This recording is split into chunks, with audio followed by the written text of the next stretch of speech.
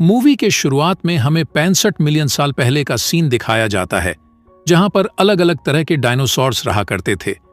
फिर एक बड़ा डायनासोर छोटे डायनासोर्स का शिकार करने के लिए उनका पीछा करता हुआ समुंदर में चला जाता है। तभी मेगालोडॉन नाम का एक शार्क पानी से निकलकर उस डायनासोर को खा जाता है। तभी कहानी शिफ्ट होती है और हम वर्तमान समय को देखते हैं, जहां जोनस नाम का एक आदमी कंटेनर में छेद करके वहां से बाहर आता है। दरअसल वह समुद्र में चल रही एक जहाज पर था और उस जहाज पर बहुत सारे कंटेनर मौजूद थे। तभी हमें पता चलता है कि जोनस जहाज पर चल रहे इल्लीगल कामों के सबूत इकट्ठा करने के लिए यहां पर आया था। फिर वह जहाज के ऑफिस रूम में जाकर इल्लीगल कामों के रिकॉर्ड फाइलों का फोटो लेता है। तभी वहां पर एक पालतू तोता जोन्स को देखकर चिल्लाने लगता है, जिसे सुनकर जहाज के गार्ड्स वहां पर आ जाते हैं और जोन्स पर हमला कर देते हैं। लेकिन जोन्स उनसे फाइट करता है और सभी को पीटने लगता है। उसके बाद वह जहाज के ऊपर आ जाता है, लेकिन यहां भी गार्ड्स आ जाते हैं, इसलिए जोनस समंदर में कूद जाता है। और उसी समय जोनस का साथी रिगास और मैक प्लेन लेकर वहां आते हैं और जोनस को बचाकर वहां से ले जाते हैं। उसके बाद हम चाइना के ओशियनिक इंस्टीट्यूट हाइनान के डायरेक्टर जूमिंग और उसकी पार्टनर हिलेरी को देखते हैं, जो कि अपने नए इन्वेंशन का टेस्ट कर रहे थे। दरअसल जूमिंग की टीम ने एक स्पेशल सूट बनाया था, जो कि इंसान में लड़ने की ताकत बढ़ाता है और इसे पहनकर आसानी से समुद्र के गहराई में जाकर अपने मिशंस किए जा सकते हैं। तभी वहां पर जूमिंग की भतीजी मीन आती है और अपने अंकल को आज रात होने वाले पार्टी के बारे में याद दिलाती है। दरअसल ये पार्टी इस कंपनी के 10 साल होने पर रखी गई थी। तभी हम पार्टी में जोन्स को भी देखते हैं, जो कि जूमिंग का दोस्त था, और साथ ही हमें पता चलता है कि जूमिंग ने मीन को गोद लिया होता है। फिर जूमिंग स्टेज पर आकर अपने इन्वेंशन के बारे में बताता है और साथ ही अपने इंस्टीट्यूट के पूल में रहने वाली मेगालोडॉन शार्क दिखाता है, जिसका नाम उसने हाइकी रखा था। और हाइकी जब छोटी थी तब उन्होंने उसे समुद्र के 20,000 फीट नीचे से पकड़ा था, जिसके बाद उन्होंने हाइकी से बहुत कुछ सीखा, जिसके मदद से उन्होंने ऐसी टेक्नोलॉजी बनाई जिससे वह समुद्र के बहुत गहराई तक जा सकेंगे। फिर अगले दिन मीन जोनस के साथ समुद्र के मिशन में जाने का कहती है, लेकिन जोन्स उसे मना कर देता है क्योंकि वह बहुत छोटी है और समंदर की गहराई में बहुत खतरा होता है।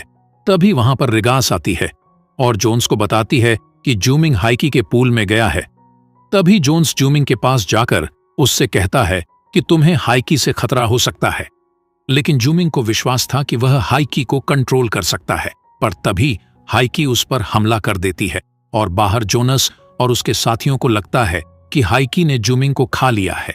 लेकिन तभी वह पुल से बाहर आता है और उन्हें बताता है कि हाइकी के हमला करने से पहले ही वह पुल से बाहर आ चुका था। और साथ ही वह जोन्स को बताता है कि इस हफ्ते हाइकी काफी अजीब बिहेव कर रही है। फिर अगले दिन जूमिंग और उसका टीम मानावन नाम के एक मरीन रिसर्च सेंटर में जाते हैं और इस सेंटर को वह लोग एक बेस की तरह यूज करते थे। वहीं दूसरी तरफ हाइकी पुल की दीवार को तोड़कर वहां से भाग जाती है। फिर अगले दिन जूमिंग और उसकी टीम 2 सबमरीन लेकर समुद्र के नीचे एक मिशन पर जाते हैं और वही बेस में मैक और डीजे रेडार पर नजर रखते हैं।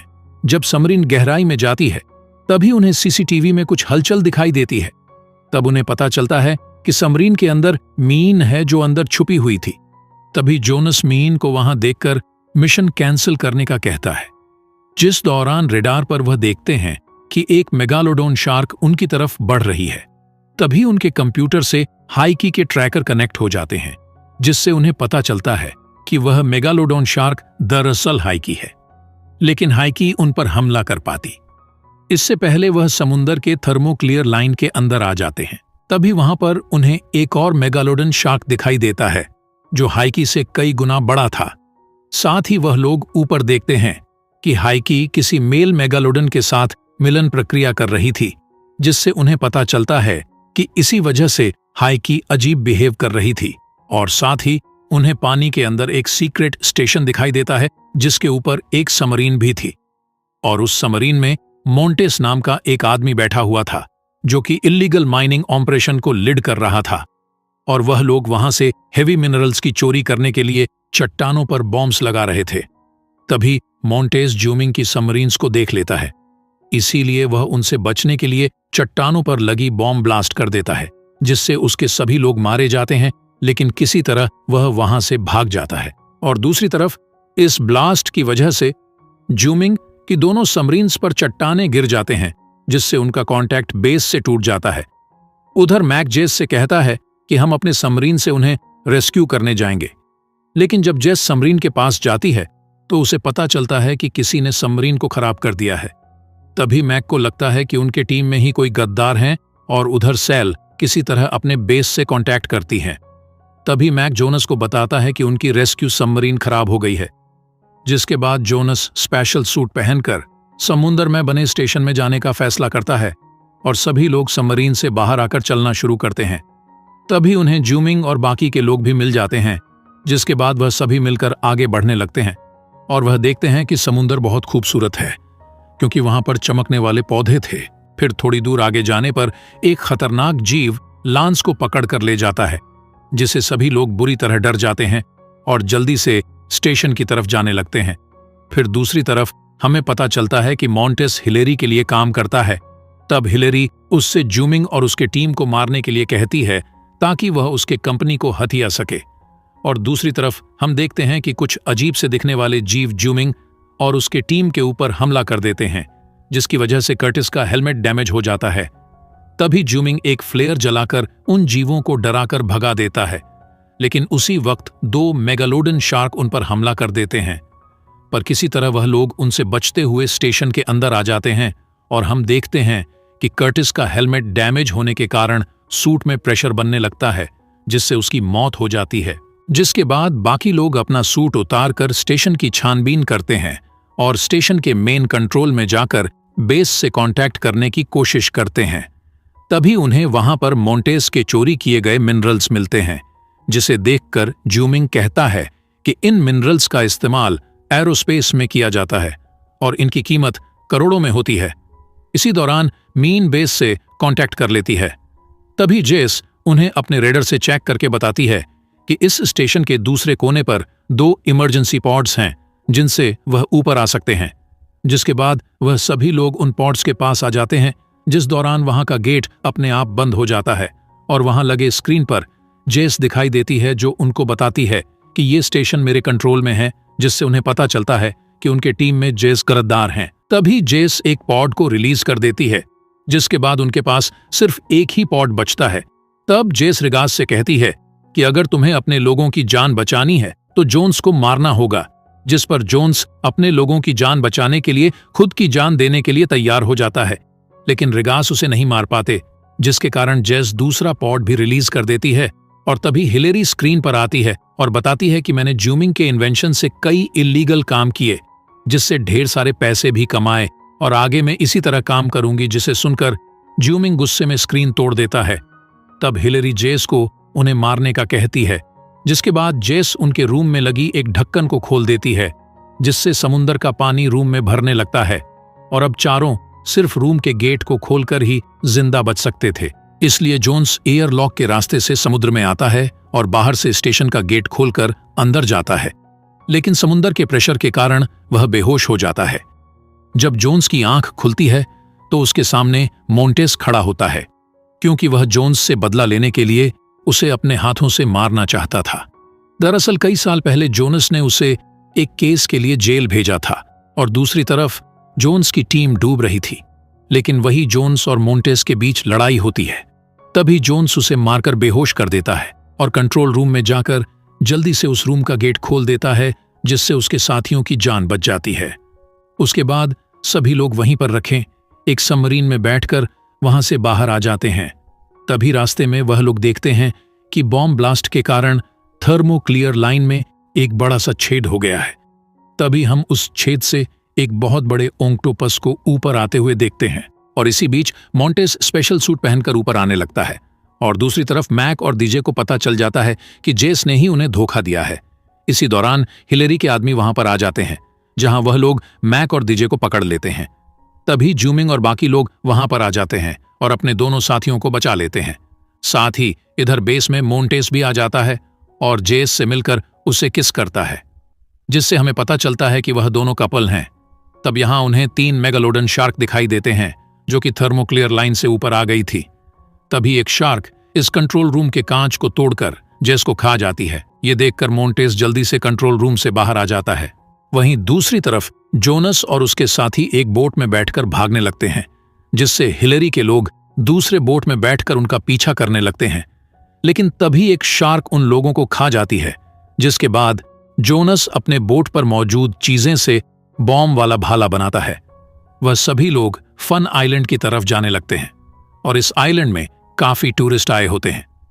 तभी हम एक बोट को देखते हैं जो जोर जोर से हिलने लगता है और सभी लोग पानी में गिर जाते हैं।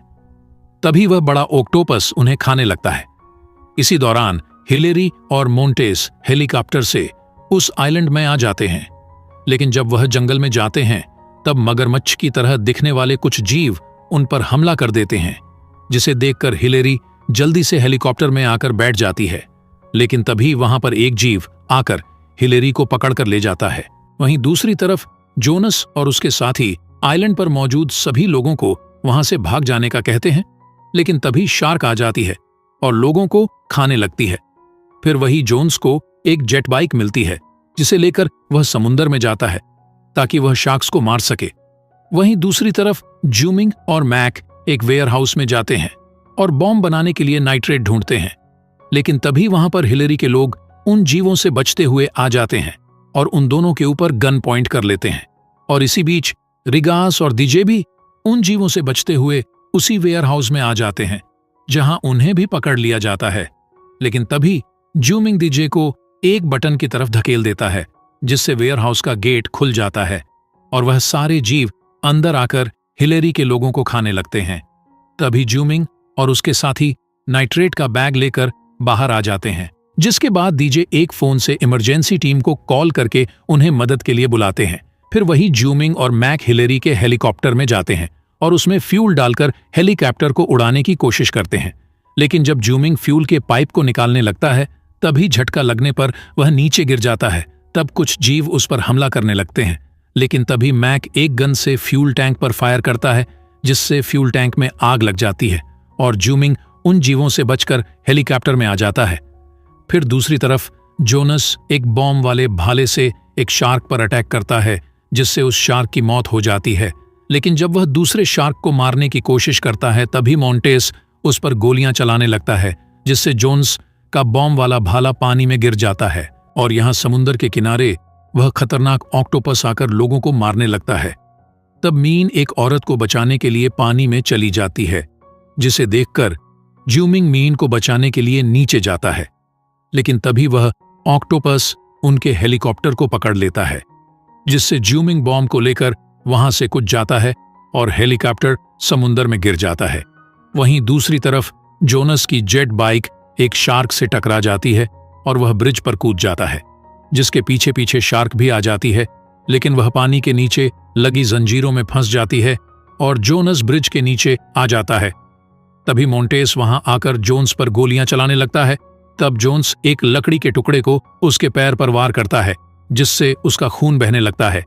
तब शार्क खून की स्मेल से वहां पर आने लगती है, जो देखकर जोनस मोंटेस को पानी में गिरा देता है और शार्क उसे खा जाती है। फिर वहीं ऑक्टोपस जूमिंग को पकड़कर पानी के नीचे खींच लेता है, जिससे जूमिंग उस पर बॉम्ब लगा देता है। तभी बॉम्ब ब्लास्ट होने पर जूमिंग वहां से भागने लगता है, लेकिन ऑक्टोपस उसे फिर से पकड़ लेता है। पर तभी वहां पर हाइकी आ जाती है और उस ऑक्टोपस को मारकर जूमिंग की जान बचा लेती है, जिसके बाद जूमिंग हेलीकॉप्टर में फंसे मैक को बचाने के लिए जाता है। तभी जोनस की एक शार्क को उनकी तरफ जाते हुए देखता है, इसलिए वह हेलीकॉप्टर के एक पंखे से पानी में वाइब्रेशन करके शार्क को अपनी तरफ बुलाता है। फिर जैसे ही शार्क उसके पास आती है, तब जोन्स उस पंखे से उस पर अटैक करके उसे मार डालता है और अब सभी बचे हुए लोग किनारे पर आ जाते हैं। लेकिन जब जोनस, जूमिंग और मैक किनारे पर जा रहे थे, तभी हाइकी उनकी तरफ आने लगती है। इसीलिए जूमिंग पानी के अंदर जाकर अपने डिवाइस से हाइकी को कंट्रोल करके उसे दूर जाने का कहता है। तब ये सुनकर हाइकी वहां से दूर चली जाती हैं और वह तीनों किनारे पर आ जाते हैं।